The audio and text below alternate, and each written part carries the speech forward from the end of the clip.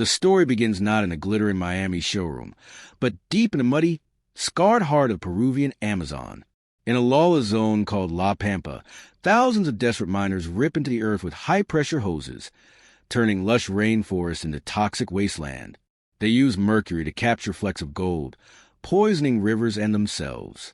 This isn't just dirty work. It's the first link in a global criminal chain worth billions, a chain ultimately leading to jewelry stores and smartphones across America. Meanwhile, 2,500 miles north, three young, ambitious men walk the polished floors of NTR Metals in Miami. Juan Pablo Granda, Sam Barrage, and Renato Rodriguez, nicknamed the Three Amigos, weren't miners. They were smooth-talking metals traders working for Metal, one of America's biggest gold companies.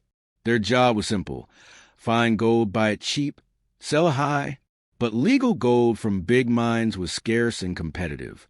They needed volume and fast to hit their bonuses and rise in the company. Their eyes turned south. The problem?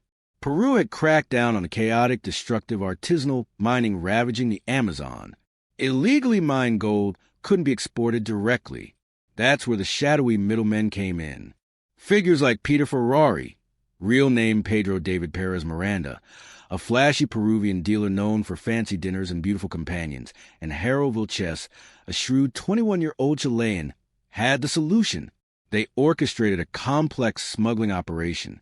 Gold dug up in Peru was secretly flown or driven across porous borders into countries like Bolivia, Ecuador, or Chile.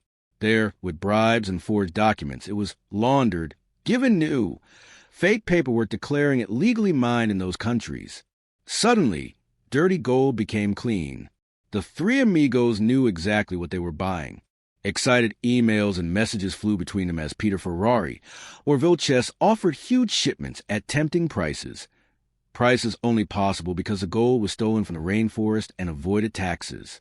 They deliberately ignored warnings from their own compliance officer, a former U.S. Customs expert who flagged Ferrari as trouble. Instead, they set up fake companies and used layers of paperwork to hide the gold's true, toxic origin. They weren't just traders. They became financiers of environmental ruin and crime. Why gold? It was the perfect crime.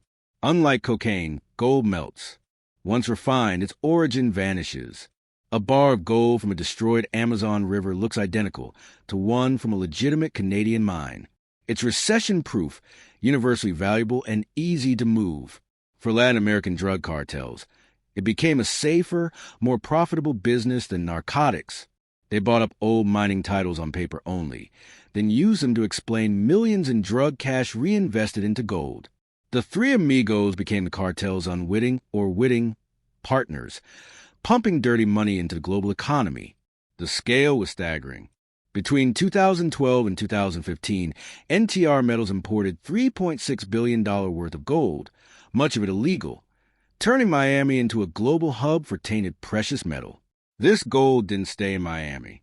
It flowed to big U.S. refineries and then to household names, companies making wedding rings, luxury watches, and even the circuits inside smartphones.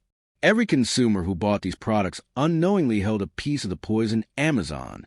The scheme seemed foolproof, but the Three Amigos got greedy and sloppy.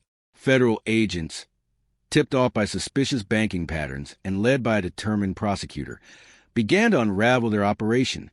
They called it the Fellowship of the Ring. Agents tracked flights, money transfers, and the digital trail, incriminating messages where the traders openly discussed dodging the rules. International cooperation was key, especially with Chilean authorities who helped crack Vilches' network. The evidence was overwhelming. A mountain of gold built on fraud, smuggling, and the destruction of a priceless ecosystem. In March 2017, the hammer fell. Federal agents arrested Granda, Barrage, and Rodriguez. Facing decades in prison, they pleaded guilty to money laundering conspiracy. Their boss, Metal, collapsed into bankruptcy. Republic Metals, another huge Miami refinery, soon followed, as banks got scared of the tainted gold trade. But the victory felt hollow. While the Three Amigos served time, Granda got the longest sentence, 6 years. The real victims remained. The leveled rainforests the size of cities, the indigenous communities displaced, the rivers poisoned with mercury for generations, and the miners trapped in dangerous, exploitative work. The crackdown in Miami simply shifted the smuggling routes. Gold poured into China, India, and the United Arab Emirates, where regulations were weaker. When the COVID-19 pandemic hit and gold prices soared, the destruction in the Amazon accelerated again, fueled by even greater desperation. The story of the dirty gold trade is a stark reminder of an invisible chain. It connects the mud on a miner's boot in Peru, to the forged papers in the smuggler's briefcase, to the gleaming showrooms of Miami and the polished jewelry in our drawers. It shows how ambition lacks rules and the world's endless desire for gold can poison the planet and fund criminal empires, all while hiding in plain sight. The three Amigos are gone, but the chain remains, waiting for the next opportunity.